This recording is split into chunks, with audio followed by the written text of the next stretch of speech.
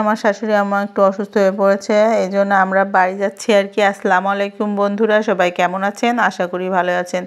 পরীক্ষা শেষ হয়ে গেছে, হয়তো 2-1 দিন থাকতাম, কিন্তু কালকে আমার একটা অপারেশন, মানে আমার শাশুড়ি আম্মুর, এই জন্য আমরা সকাল সকালে রওনা দিয়ে দিয়েছি।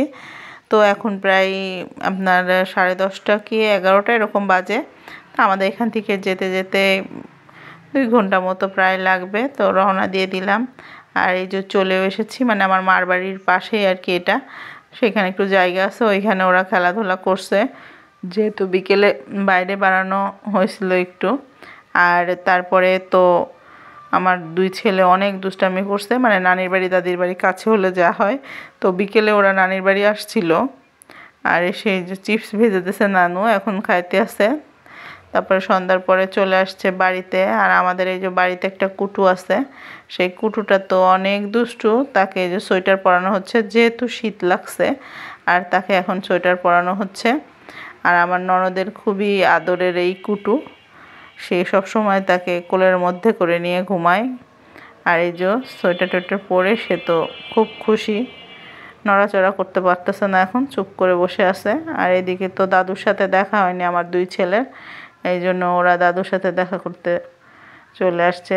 দাদু আবার বাইরে ছিল আর কি।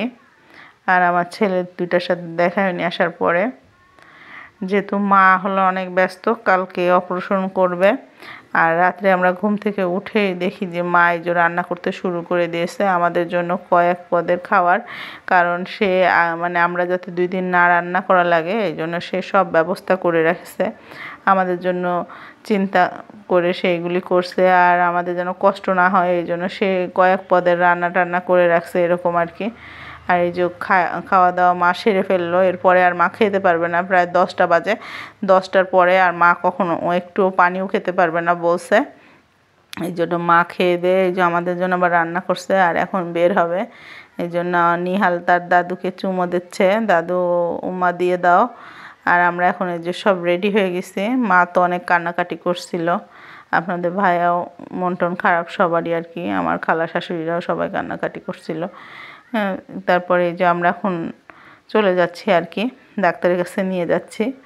আর রাত্রে তার অপারেশন, এই জন্য ডাক্তারের উদ্দেশ্যে আর কি রওনা দিলাম। নিহাল তো বুঝতেছে না, অমর করছে যে ঘুরতে যাচ্ছি, ও অনেক খুশি হয়েছিল। তারপরে হাসপাতালে যেয়ে তো বুঝছে যে দাদির পেট কেটে দিছে।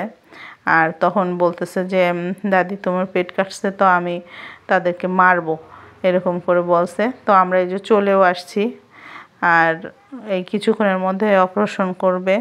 আর এদিকে তো আমার শাশুড়িকে, আমার শ্বশুর আর কি, 2জনের আল্লাহ দিলে অনেক মহাব্বত। তারা, মানে আমার শ্বশুর খুব টেনশন করছিল। তো সবাই আমার শাশুড়ির জন্য দোয়া করবেন। আজকে এখানে শেষ করলাম, সবাইকে অসংখ্য ধন্যবাদ। আল্লাহ হাফেজ।